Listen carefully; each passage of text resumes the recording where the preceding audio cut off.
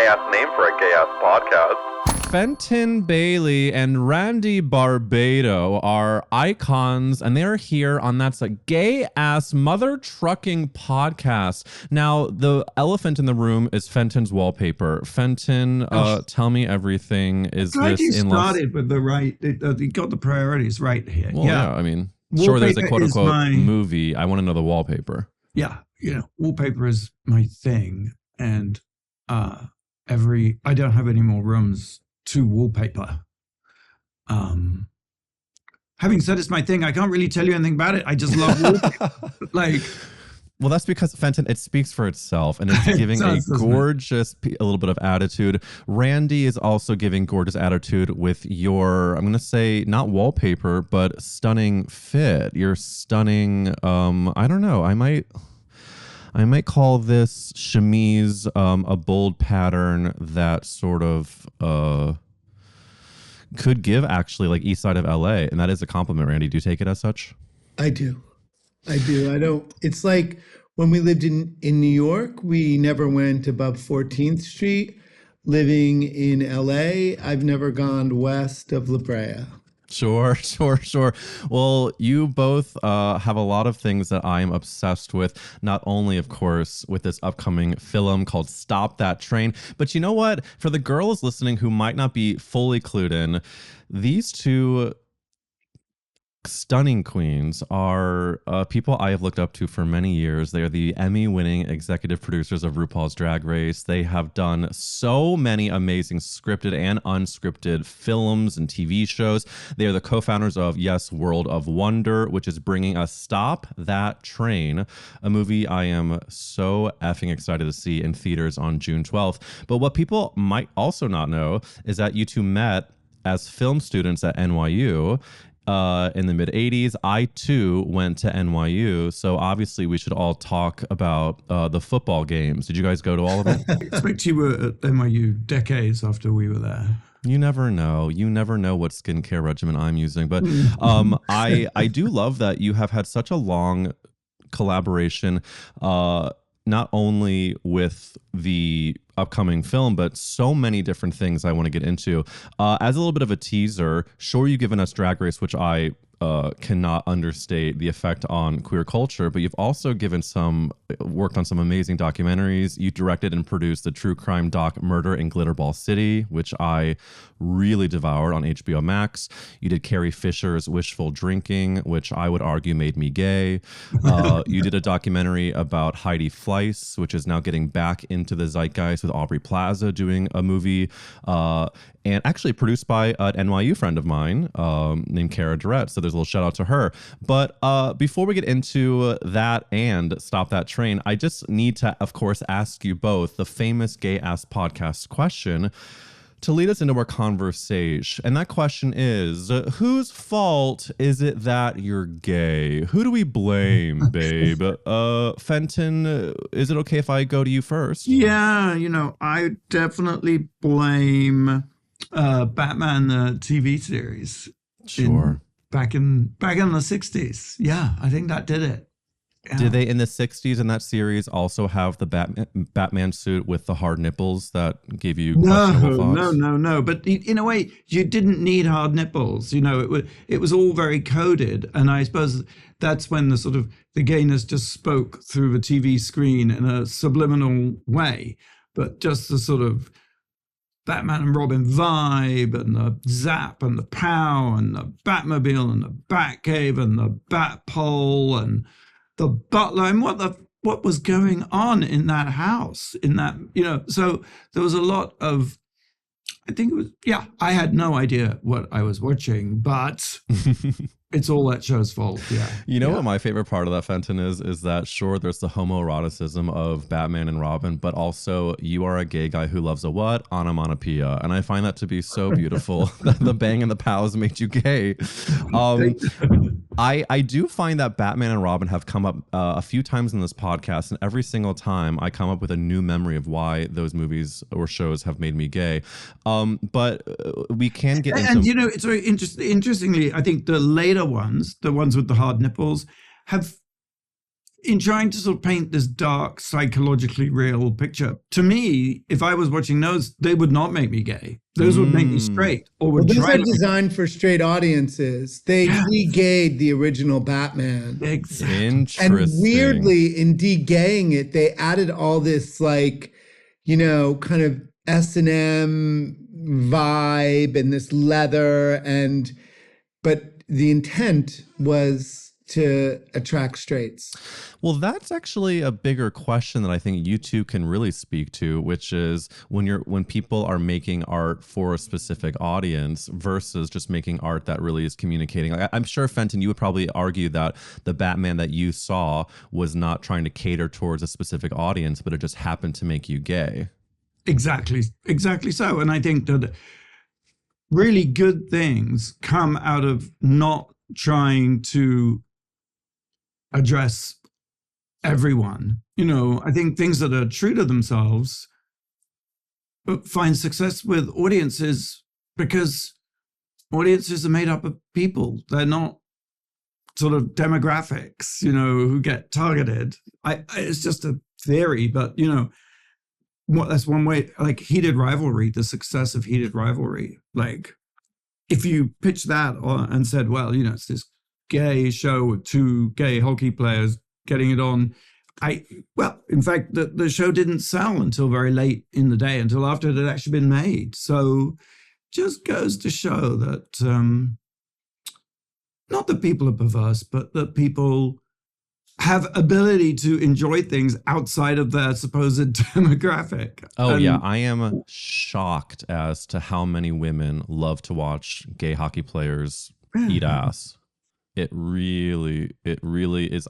That's actually something that I think is kind of exciting about the time we live in. Obviously, you've both been asked ad nauseum about the state of Hollywood. I think a positive spin on what's going on right now is so many of our favorite people, a lot of whom are in Stop That Train, are leaning into their connection to the gay community. One person I have in mind is Lisa Rinna, for example. She came on this very podcast and talked about her team of gays that she would be lost without. And the fact that she is being a part of Stop That Train, she's, you know, going on Drag Race as a judge. She's living her queerness in a way. I think it's actually sort of a thing we can celebrate right now amidst all of the insanité, as it were. But I will say that Fenton gave us a gorgeous answer as to who made him gay, but Randy Barbato, whose fault is it that you're gay, babe? Well, I wasn't really looking for like pow and boom and pop. I was looking for something softer, I think, and The Sound of Music found me and sort of rocked me in there. And Julie Andrews sort of rocked me and said, everything's going to be okay. And then I think that was the beginning, and then it segued into Valerie Harper. You're too young. See, I'm sorry. Randy, did you see my face try to pretend? No. Say the name again so I can do a quick No, look. I'm not going to. And you know what? I deserve that. Let's leave it just for your listeners. Valerie Harper played Rhoda. And Rhoda was the neighbor of Mary Tyler Moore in the Mary Tyler Moore show. And then she had her spin-off. And the opening credits started with her saying, "My name is Rhoda Morgenstern." And then they had this cutout collage montage. It just really spoke to a lot of my, it spoke to me. Yeah. Would you say that Valerie Harper is a character actress? Yes, I would. And she'd be one of my, I thought about your character actress question. She wasn't in my top 2, but she's now in my top 3. And you know what? We love that emotional roller coaster of your top 2 to 3. I also think the way that you said the Morgenstern as a gay Jewess myself really speaks to me. And so I will be doing some even more homework to really embrace the Valerie Harper of it all. I think you'll find it it's really special. I cannot wait. Look at you both already opening my gay ass eyes. Somehow even the gape is getting wider and wider. Stop it. Listen, I can't help myself. I do find though that the Sound of Music reference too is beautiful because you're speaking to so many of my buttons that you're pushing. I am a theater queen myself. Going to NYU, of course, I try to see all of the musicals and the plays. You both, though, were at NYU at an interesting time. You were doing film school. You then established World of Wonder. But you've also, in the lore I've read about, we're doing Studio 54. Confirm or deny? Deny. See, Jesus, we aren't that old. Well, that's why I did my research. Then we're gonna have to. We were the Pyramid Club. We were the East Village, late 80s. You know, that's where we were spending our time, hanging out and meeting drag queens, actually, and you know. Well, then I'm going to have a word with the PR pitch here, because there was a Studio 54 reference, but I do think that the Pyramid Club is even more exciting because it's even more, underground. It's also so cool to think about how far you have come from those days. You had a pop duo, a disco pop duo called Fabulous Pop-Tarts. Incredible. Do you think that when you were... Can I just say something? I think it'd be really funny if we denied everything that you said. So I heard like hear that imposters. You'd be like, fake news. Yes. Well, as a Midwestern people pleaser, you will also then watch me continue to sweat as you deny every single thing that I have found. I also found that you worked on. You go, no. Okay. And what about no? Your favorite peanut butter, chunky or smooth? I'll just really start to spiral in front of your eyes. That'd be fun. Honestly, though, my husband gets to watch that on a nightly basis. So then what else do I think is really controversial that you can deny ever happened? Something else that's controversial. Oh, here we go. You first met RuPaul in Atlanta in the 80s. True or false? That's not true. You know that's not true. Fenton says that. Fenton and I disagree. This is why we make such great stuff, because we fight about everything. Ru and I believe, and it's the truth, that we first met in Times Square in New York at the New Music Seminar. Fenton has fabricated some other story about meeting for the first time. We did see each other that time in Atlanta, Fenton, but it wasn't our first. Well, Randy, I think it's only fair, as now I've become a gay litigator, or I guess more of the judge here. Fenton, care to respond? I know I had that clear. I remember Ru standing in the lobby of the Marriott Marquis in Times Square, waving his record Star Booty above his head. Or was it actually Wee Wee Pole? It was his Wee Wee Pole album. It was his Wee Wee Pole.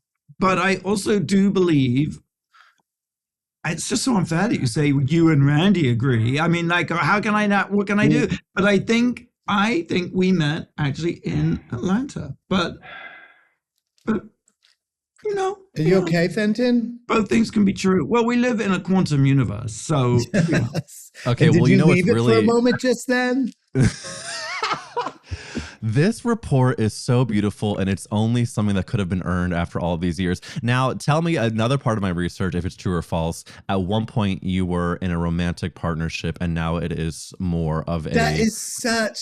That's so untrue. Never. Yes, we did. We had a beautiful romantic relationship for almost 20 years. Fenton knows the exact... How long was it, Fenton? Oh, I forget, Randy. Oh, man, I love Too long was the answer. Too long. No, it was like, I don't know. It was almost 20 years, right? It was like 19 years and 10 months or something. And how many days? Come on, Fenton. I don't know, Randy. I don't know. Where do you, yeah. Well, the reason why I'm so impressed by it is because I am 36 years old. I've never had a... I thought you were in your 20s. Oh, well, Randy, now you're really lying. I never have had any sort of partnership go past that long. I mean, not only have you guys done... Well, you haven't lived that long, really. I mean, so I've been with my husband for a billion years, but it's really 13. So that's long. It is long, but I feel like the creative collaboration with a romantic, he and I could never do what Randy and Fenton have done. That's I think a part of our strength is knowing that we cannot be collaborators. But I've had like a really devastating friend breakup with someone who was my collaborator, and that sort of gives me the insight into how hard you two had to have worked, or just like really like, I don't know if it was couples therapy or whatever the fuck you did, but for you to be able to work at such a high level and then have a romantic relationship underneath all of that, and then the romantic part end and continue to collaborate, and then to see this banter now, I don't know if you took... There is a funny bit to that, because couples therapy did play its part, mainly because we thought, oh, well, that's what you should do because that's what people do. And the couples therapist was so ridiculous. He ran from one side of the room to the other, because it's slightly tense, first one. And he ran from one side to the other, pretending to be each of us and saying things to the other. And I think we both behind our heads. He would like almost like some sort of Muppet show or something, or like, and we both left the room and looked at each other. And I think that was like that was the end of couples therapy, and it was it was all the couples therapy we needed, I guess you could say. It worked. We didn't feel the need to go back to revisit the couples therapist. So what I'm learning is that you can either go to a good therapist for years and create a strong foundation, or have one session with a shitty therapist and realize how stupid they are and how strong your relationship is. Or it doesn't pay to be too good at your job if you're a couples therapist, and maybe he was just too good. Well, I did just fire my therapist a few days ago, so this does feel very timely. After how long was that? Only 3 sessions is all that I needed. I find that I'm with therapists for many years, and when you know, and I had just started to see a new one, and he, no offense to him, was a straight man who just didn't get it. I think I need to go to a gay. I don't know if you all agree or disagree, but I think, as a Jew on an SSRI, as a gay Jew with generational trauma, I should probably go to a gay who understands what it's like to go to an underwear party, Yeah, just to have a little bit of that tension in the room. And yeah, the will they, won't they is also that. Thank you, Randy. That's very important. God, we'll go into the documentaries for a second, because a lot of people know about World of Wonder for being RuPaul's Drag Race of it all, but when it comes to the unscripted, I'm a huge documentary queen myself. What is something that gets you invested in the idea of producing something that takes as long as a docuseries? Like, is there something that you are always open to, or is it something that you actively seek out in terms of like the professional, how do you choose a project? Well, who doesn't love a big fat dog? Say that, Fenton. And now Randy will give you a proper answer. Well, I was thinking about earlier when you talked about, or when we were collectively talking about making things for a certain audience. And I think for us, I would like to say 100%, but it's probably like in the 90s, in the low 90s. Almost everything we make for ourselves. So it's always, and often we're attracted to stories or individuals who are perceived as one way, but turn out to be very different, or are perceived as being superficial and lacking depth, or are misjudged harshly. And for some reason, we always relate to people like that. I feel like that's probably the gay thing. So that's kind of obvious if you look at virtually all of our work. And it does. Oh God, there are these things that are going to be on HBO. The 2 series that we have. That are coming out probably the end of this year or next year that do just that. They deal with 2 very different, complicated female characters too. That's weird. A lot of female characters, Fenton. We have some weird mother issues. No, I think it's part of the misjudged thing that I think we're in a sort of pretty blatant patriarchy, and women often get the thin end of the wedge, really, and are often judged the harshest and painted in the most 2-dimensional ways, whether it's Monica Lewinsky or Tammy Faye, or as Randy says, the main characters in these 2 new series, the Palladino files, and not a very good murderer.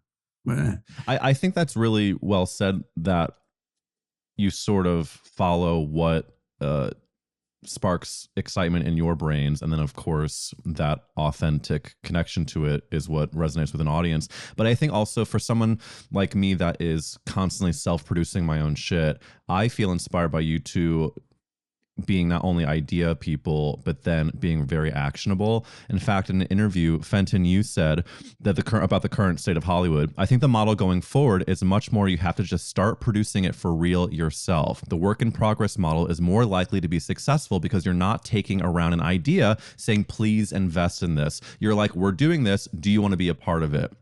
And that's helpful for me because and for all the creative girls listening, because I myself have waited for years for certain career things to happen, only to, in the last 6 or so years, realize that nobody was going to do it except for me.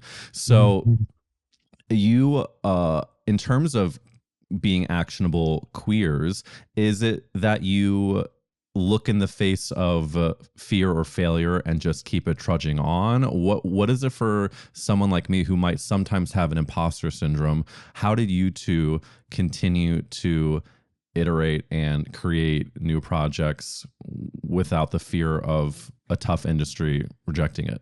I think that I think Randy and I having each other as partners is a great, one can encourage the other when the other's down, because you do get a lot of rejection.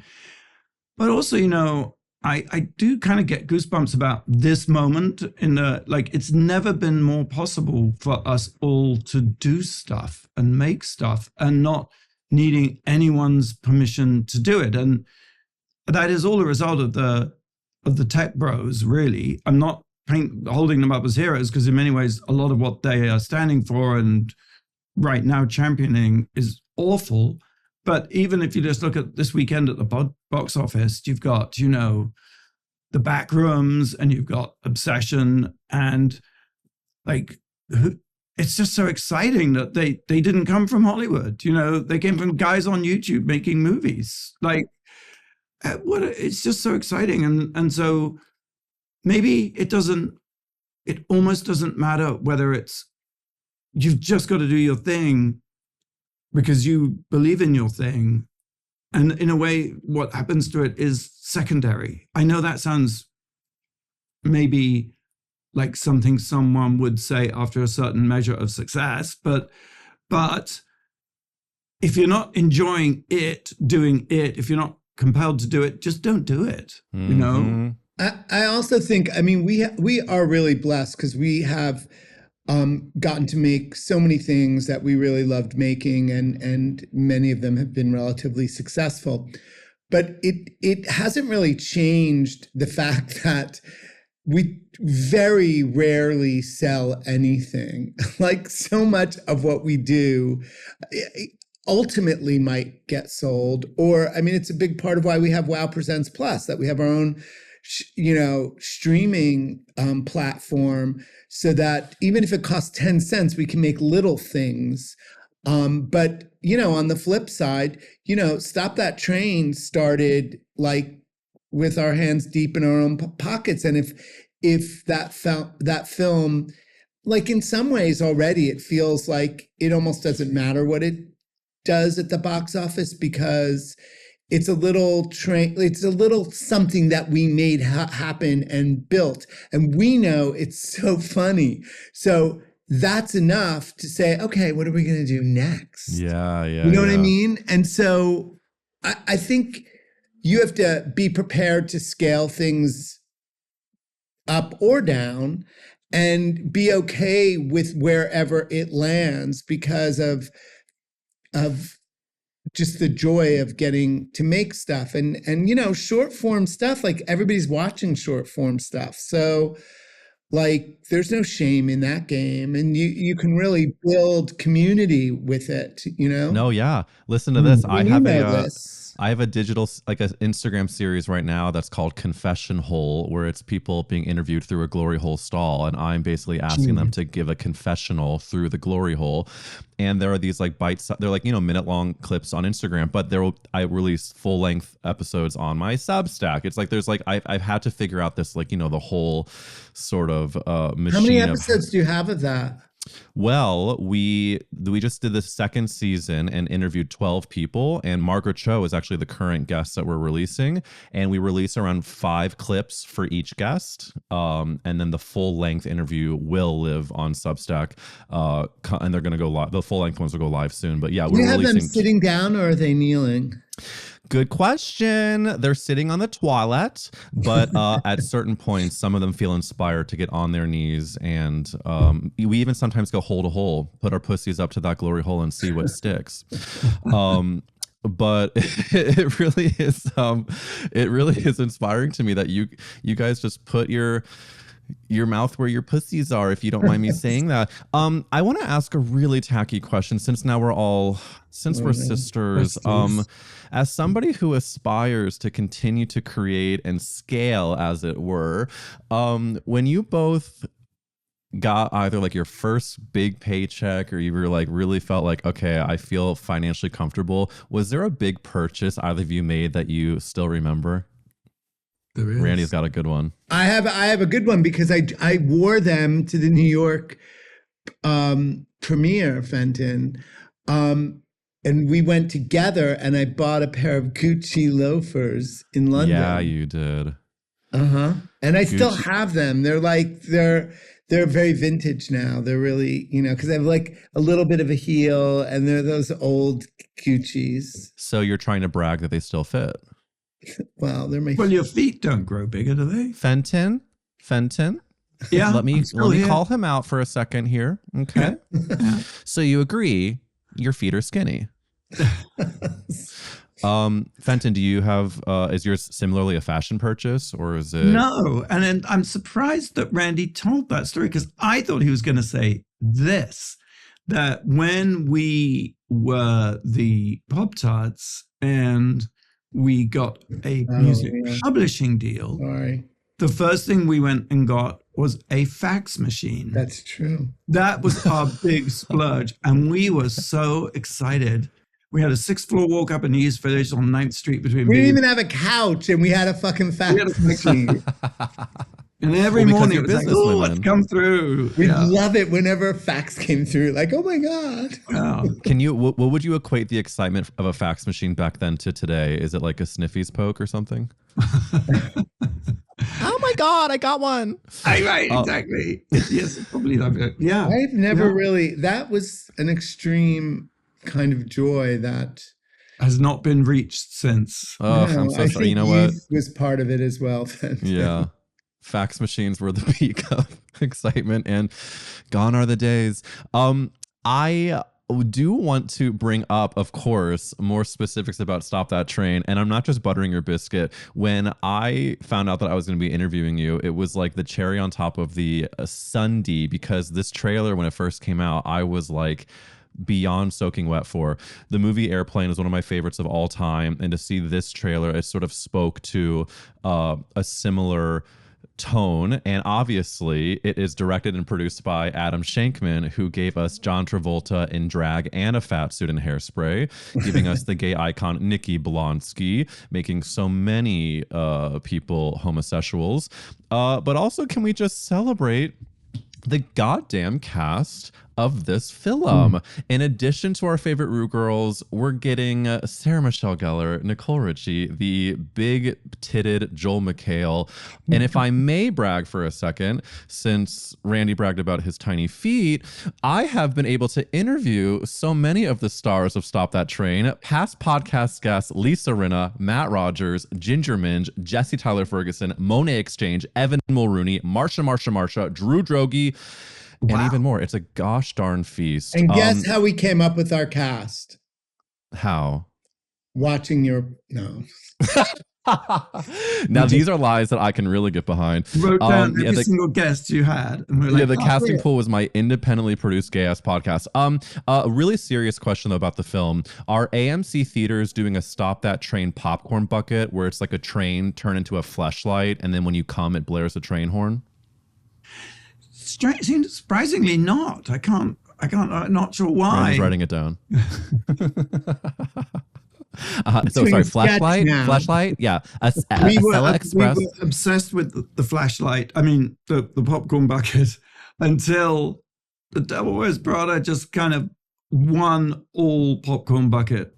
What did they do? I don't remember. They did a pus, a Oh, red pus. you know what? I do find it to be very surprising as to how you can reinvent a popcorn bucket, but AMC doing the Lord's work. The reality of this, we have great partners on this film who actually we really genuinely do love. Bleecker Street they're such cool partners, and they put out such great work. But also at the end of the day, it is, even though it looks like a $100 million studio film, kind of. It isn't, it's an independent film. So It's the little engine that could. That's what you were going to say earlier. that's what I was trying to say. Thank you. The gay little engine that could. I love that twist on a classique. I do find that, again, not to bring up my creator life, but there's another quote that I read about how when you first were writing the film, you got the financing to write it, but then to actually get it made, you were offered a distribution deal that did not give you the budget that you needed. And so you ended up saying, we're going to put a pin in it.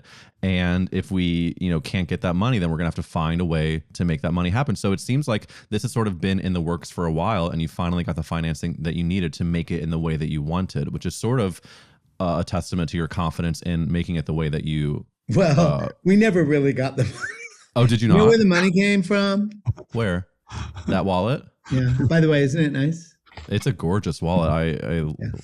But it did take a hot minute, because we found an email that we wrote to each other back in 2015 that said, idea for a movie. We should redo Drag Queens on a Plane, revisit the airplane genre, which is why I love the fact you acknowledged airplane. And could you include the PS that you wrote, Fenton? PS, don't tell anyone. Because Randy and I were so delulu, we thought this was such a hot idea that if anybody found out about it, it would be stolen. But don't you think delusion is a part of the Hollywood dream? Yes. So many of the people I went to NYU with got successful because of their delusion, and I've had to learn to get more delusional. Were you studying film? I was an acting student, and I thought that I would graduate and do Chekhov and Shakespeare, and then cut to me playing Buddy the Elf in Elf the Musical, and then not working for 2 years after that. And I was like, this doesn't match my dream. And so here I am. And you know what? I much prefer this life to making $350 a week doing regional theater. No shade to those girls. We love The Crucible. But I will say that in addition to the casting, in addition to the incredible directing, incredible trailer that we've seen. The writing, the writers are so funny, so good, superstars. Well, and that's what even just seeing the trailer, I have zero consternation about the writing of everything I've seen from this movie. Seems like a gosh darn hit, and I cannot wait to continue to tell people to go see it. I do think, though, as a self-proclaimed gay journalista, it would be against my duty to not ask about a hot button issue. There's been a lot of conversation online about the apparent use of AI VFX. Do you have a take on this? There's some VFX in the movie, but none of it was not done without humans. So it's not. I think that's a valid concern for people to have in general, but and so it's a fair question, but it's not really applicable. It will feel that way because there's some CG stuff, but none of it was done There's independently. no generative AI. There's like AI where it's used as a tool, but there's so many compositors and VFX people who worked on the movie. And the AI question is a good question, because what do we all do creatively about AI anyway? You just open your laptop and you're in the middle of it. You Google something that is an AI supported platform now. So it's like, I actually think it's a huge question, but also try living without AI on your computer or on your phone. Just try it. Well, I do think that there is a gray area right now too, like you're saying, if it's just graphic effects that are human controlled, that is using some part of an AI software, but it's still a graphics. I think that some queer people are worried that they want to support queer work, but then if they see it, are they supporting AI? But it sounds like your response is that it is not like you're going to a generative AI and having them create an entire scene. Yeah. Right. And I think the fear there is like people were passed over in favor of AI, right? That people lost out jobs. But that is certainly not the case in this movie at all. And absolutely, I think that's a problem we're all going to face. But it's not the case on Stop That Train. I find the whole conversation interesting because people want to be on the right side of history, right? And there's such a gray area with how much do we sort of poo-poo AI period, or like you're saying, Fenton, how do we not ignore what is happening technologically, but continue to hire real people and to let it be a tool and not something that is replacing. And let it be a tool that actually enables you to or helps you create something that creates opportunities for people. Like that's really when it's something that has enormous potential positivity for all of us. But yeah, it's tricky times. Girl, it's tricky times. And also, if you get one angry gay guy on Twitter, next thing you know, you can have a tidal wave of hate that is not necessarily baked into truth. And I can say that I have not had an AI controversy, but I did dress up as the Inside Out dad, the dad from Inside Out for Halloween, and it got so viral because people called me bald and ugly. So we're all on our own journeys. Can we, before I move on to any other interesting questions, can we just, I love to manifest here on this podcast. Sometimes on Substack for our extended episodes, we manifest like a hot hookup, and I don't need us to do that here. I just want to manifest a Stop That Train experience maybe for our listeners. Can we try to manifest, like, how do you want people to enjoy this movie? Is it going out with a group of their gays? Is it bringing a bottle of poppers to the theater? Is it like, what are we dressing up as our favorite? Right. You're not just going to see a movie. I think it's like an event. And so, yes, I do see groups of gays, and bring your straight friends too. It's because it is from watching Drag Race in bars, it's so great to do that, to enjoy drag with an audience. And that audience does not have to be gay by any shape or form, Well, everybody's queer, Fenton, so everyone is invited to this party.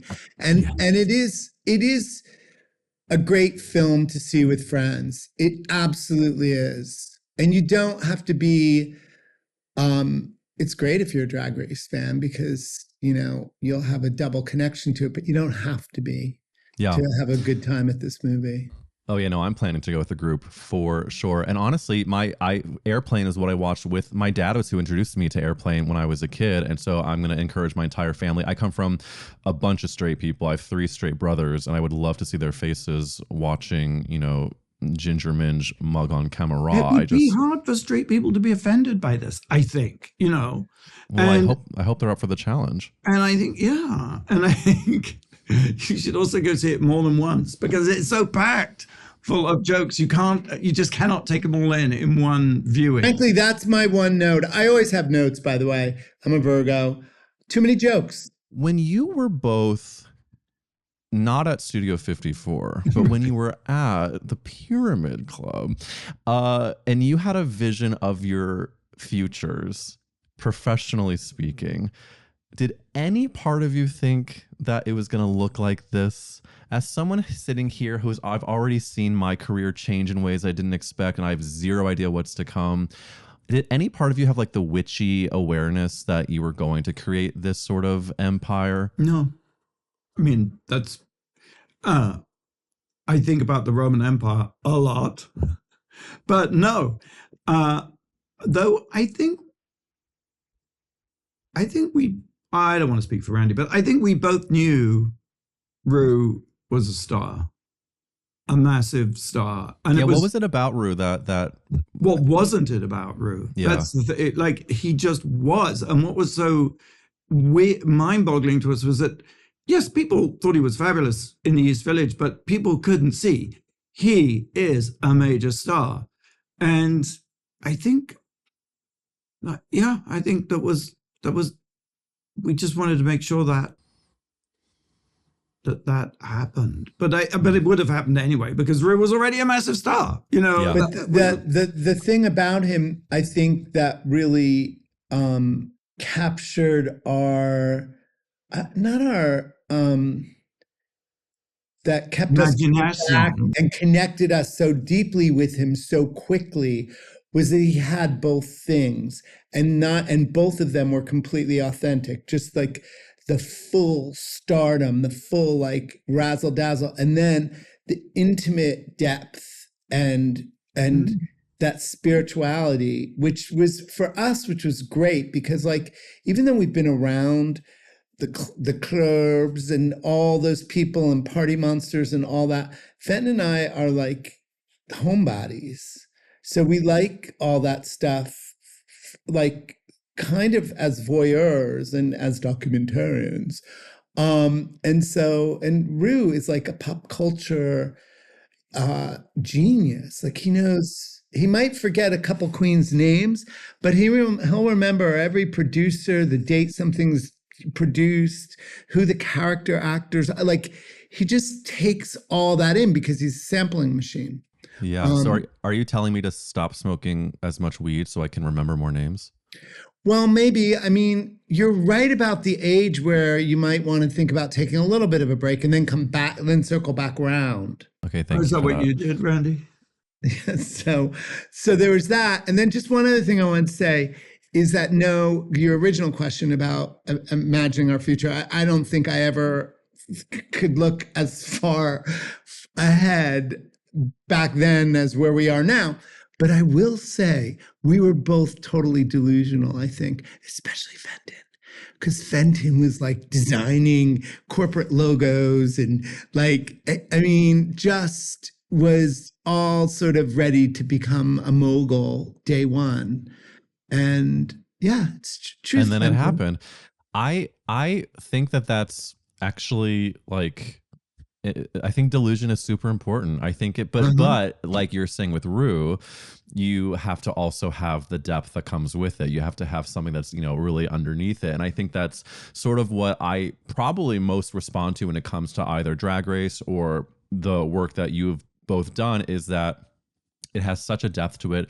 There can be a high low, just like if we talk about Stop That Train, the fact that it's a mile a minute in terms of jokes, but it's also like a crafted comedy. There's like a depth to, there's so much thought that has gone into it. And so I think that, and of course, like the sort of radical nature of drag queens leading a film and about, queerness being such a having a big platform, especially right now. I just think it really, really genuinely inspires me. And I hope to be as delusional, especially as Fenton was, and to create my own gay ass empire, which is why we're going into the final question of this gay ass podcast, which is, if the world was ending, you could only save one character actress, Fenton and Randy, who would you save? Randy, do you want to give us your top 2 to 3 first? I'll do the top 2. One's dead already, though. Sure. Nancy Walker, and then the young one, Leslie Grossman. Nancy Walker, who obviously was an American actress who was born in Philadelphia. She's too young. She's too old for you. Oh my God. That's okay. You remember the Bounty commercials? Of course. The picker upper? Of course. There. I That's all love you a need to messy know. table. No, Nancy Walker is giving gorgeous herstory. And you know what? It's even better when I don't know their lore because you're giving me a beautiful journey to go on, which is enjoying now Nancy Walker, who was born Anna Myrtle Sawyer. For the girls, if you know, you know. Who was the second one you said, Randy? I'm so sorry. Leslie Grossman. Oh, yeah. I know Leslie Grossman. Yeah. These are gorgeous answers. Okay. And I have to say, we love to save as many character actresses as we can. So thank you for saving both these queens. Fenton, who are you saving? Oh, I don't know if it counts, but she's definitely over 40. Gloria Swanson. Was she a character actress? She certainly was. Oh, come on. Yes, she was. I mean, okay. Well, these are the best types of debates. How would you define, I mean, as a woman over 40 who has worn one wig once? I love how seriously people take that description. So yeah, for the people who are listening who might not know the lore, whenever I send prepared questions for the character actress question, I say yes. We define a character actress as a woman who is over the age of 40 and who was born. Leslie's not. Sorry, or what? Maybe she is now. Sorry, carry on. No. I'm a Virgo with ADHD. So, she's 54. Yeah, she's 54. Okay. She's killing it, looking gorgeous. Gloria Swanson. I mean, everyone, drop it in the comments. Is Gloria Swanson a character actress? I would argue yes, but also I'm afraid of Randy. Yeah, I am too. Did you ask? I'm not going to say ChatGPT. Did you ask Google? If Gloria Swanson is a Google actress? Uses AI. Okay, let's see. I guess we can't ask anybody. Sorry, I don't want to get. You don't want to get. I don't want to get. It says, okay, look at this. So I asked Google, and the AI overview says, no, Gloria Swanson was not primarily a character actress. She was a leading lady and one of the biggest. Exactly. She was the biggest. She was the biggest. Oh well, but you know what? Okay, I'm a big slut. I'm a huge slut when it comes to character actresses, meaning I'll accept them all. And I think that Fenton, it would be not. I would not be affirming your gayness if I said that Gloria Swanson was not a character actress. If there are any queens on YouTube who are super pissed right now that I said she's a character actress, we can use the engagement. I think there's going to be so much. This is going to blow up. This is going to blow up. I give you another one then. All press is good press. Give it to us. I was going to say Meryl Streep. Gloria Swanson. What? Who am I going to say? Meryl Streep. No. Tim Curry.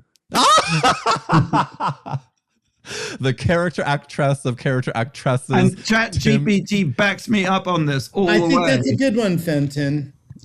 It's actually really good because it's rare that you can give a male character actress and have the reaction of, you know what? T, as the kids see. Thank you. Really well done to both of you, Fenton and Randy. I am beyond chuffed, as they say, to have spoken with both of you on That's a Gay Ass Podcast. I have to get a little bit schmarmy, as they say, and say that you are two gays who I am constantly inspired by. And I want to do a quick name drop. I was at a pool party with one of your gorgeous producers of Drag Race yesterday, Michael Seligman, and I am a huge fan of his as well. And I tell him how hot he is every time I see him. But he's just around the corner. Tell him I say, hey, girl. And I loved his suit yesterday. But very much, very much, very much grateful that you both came on this podcast. I hope everybody goes to see Stop That Train in theaters. Oh my God, did we give 12th. Props to Adam Shankman? Yes, we did. We absolutely did. I, Eric, adore the way you speak, and I am only ever going to call Randy Barbato from here on out. Barbato to Barbato. Randy and Fenton, is there any final comment or message you would like to give our listeners before we sign off? You've exhausted us.